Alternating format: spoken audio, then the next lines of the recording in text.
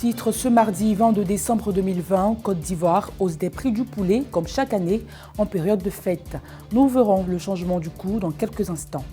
Les caniveaux du carrefour Williamsville transformés en dépotoir d'ordures et toilettes publiques. Les images dans un reportage proposé par Denis Couman. C'est tout de suite. Et puis en Afrique du Sud, un nouveau variant du coronavirus a été identifié et semble se propager à une vitesse inédite. Ce variant serait proche de celui repéré au Royaume-Uni. Ravi de vous retrouver ce mardi et bienvenue à vous.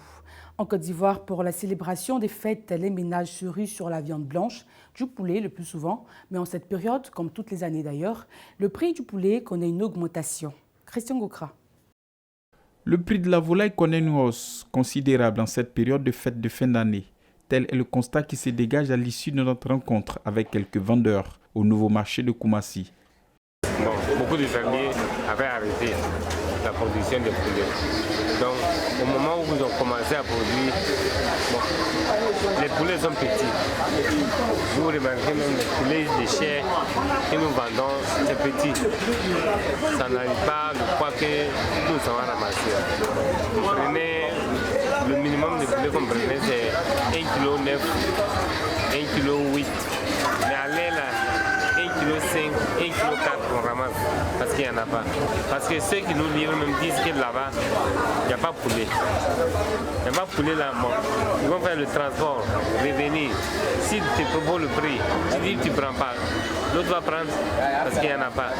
Bon, pour le moment, vraiment, au niveau des prix, c'est un peu élevé. Au niveau des pondages, voilà, les pondages, même nous-mêmes, on vendait ça sur le marché à 3500. Mais sur le ça, tellement même, le prix d'un gros, ça fait sur le marché à 3500. Donc nous-mêmes, on ne sait même pas comment. Quand vous arrivez à voir qu'il n'y a pas de pondage, les prix nous dépassent. Si on prend 3500, on va essayer de vendre 4000. Bon, les clients se plaignent pas à cause de fêtes, peut-être nous-mêmes, ça ne nous arrange pas. Ça fait que nous discutons beaucoup avec notre client.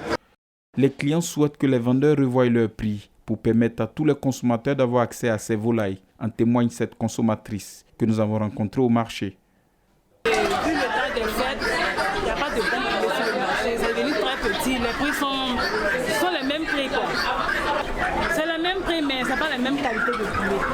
Qu'on revoie ça, si ça peut nous aider. À l'instar des autres localités, la vente des volailles en cette période de fin d'année a toujours connu une hausse des prix, malgré les efforts des autorités pour tenter de réglementer la commercialisation, afin de permettre aux consommateurs de mieux fêter.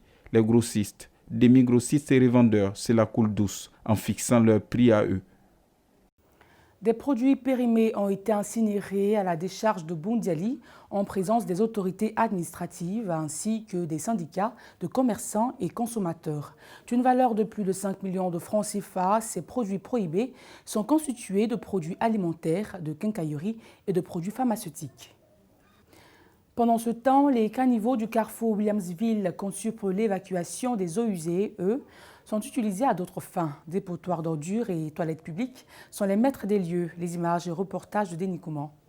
À Abidjan, l'on ne prouve aucune pudeur à se soulager en pleine rue. Peu importe l'endroit, les coins de rue, le long des voies publiques, les canalisations, les espaces verts et même devant les habitations, on se soulage. Le carrefour de Williamsville ne déroge pas à la règle. Ici, odeur et insalubrité règnent en maîtresse.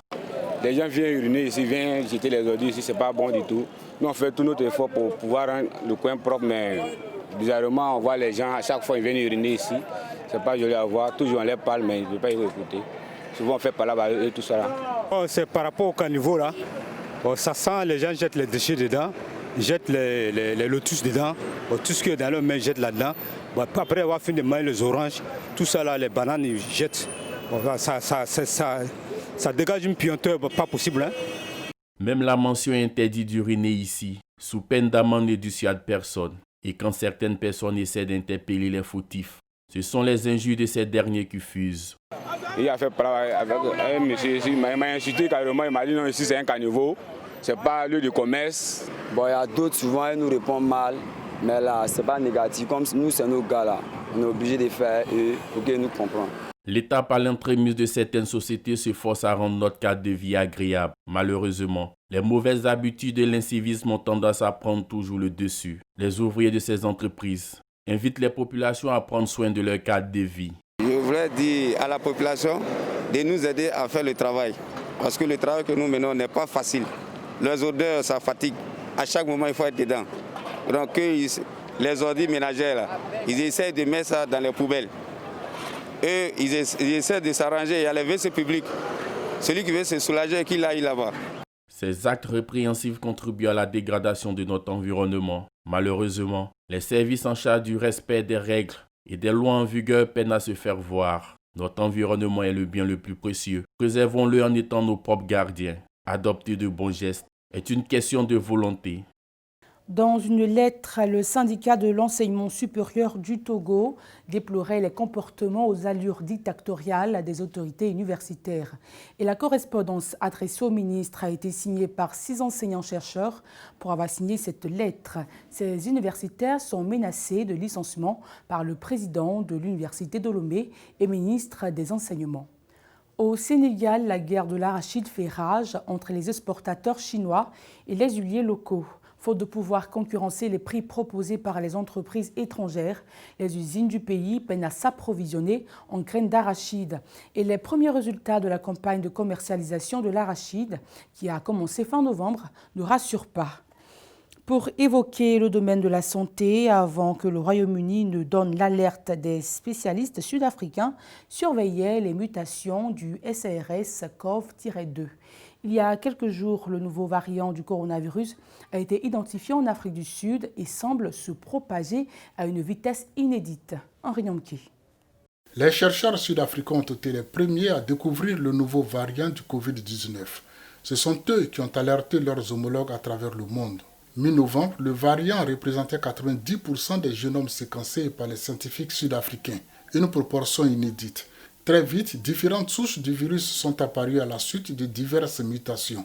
Alertés par leurs homologues sud-africains, les scientifiques britanniques qui séquencent des génomes en grand nombre estiment que le variant se propage plus rapidement que les autres. Pour eux, cette variante présente une charge virale plus élevée que les autres, ce qui tend à confirmer l'idée d'un variant plus contagieux. Il y a donc des raisons d'être inquiet face à un virus qui semble se propager rapidement, disent-ils. 13 pays africains, dont le Ghana et un réseau international d'institutions de recherche, se sont associés pour lancer un vaste essai sur le traitement des formes légères et modérées de la maladie à coronavirus.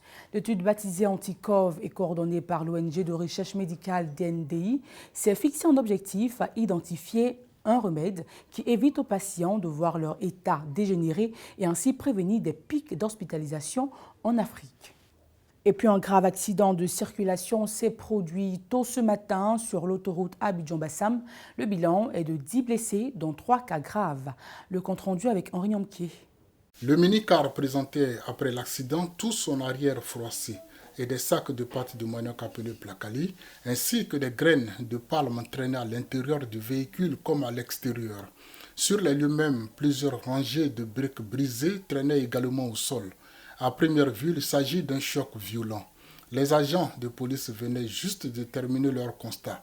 L'un d'eux nous dira qu'il y a eu 10 blessés, dont 3 dans un état critique. Un proche du conducteur expliquera à son tour que la crevaison de la roue arrière gauche est à l'origine de l'accident, ce qui a causé un dérapage. C'est le pneu qui a éclaté. Donc vraiment, il a essayé de lutter, il n'a pas pu, donc la faute est tournée. Il a fait tout l'eau. Il a eu quelques blessés de moins sur le marché. Donc on envoie la voiture à la police, on fait la déclaration, on va au garage. 2 véhicules de sapeurs-pompiers ont transporté les blessés à l'hôpital. C'est l'occasion d'interpeller les automobilistes à la prudence en cette période des fêtes de fin d'année. Surtout que l'OSER conseille toujours de vérifier les roues des véhicules et d'autres pièces. Et c'est ainsi que s'achève cette édition. Merci à vous pour votre fidélité et vous le savez, l'info continue sur notre site internet et sur nos réseaux sociaux, Facebook et YouTube. Excellente suite de programme à vous tous et je vous retrouve vendredi pour un nouveau tour de l'actualité dans le monde des consommateurs.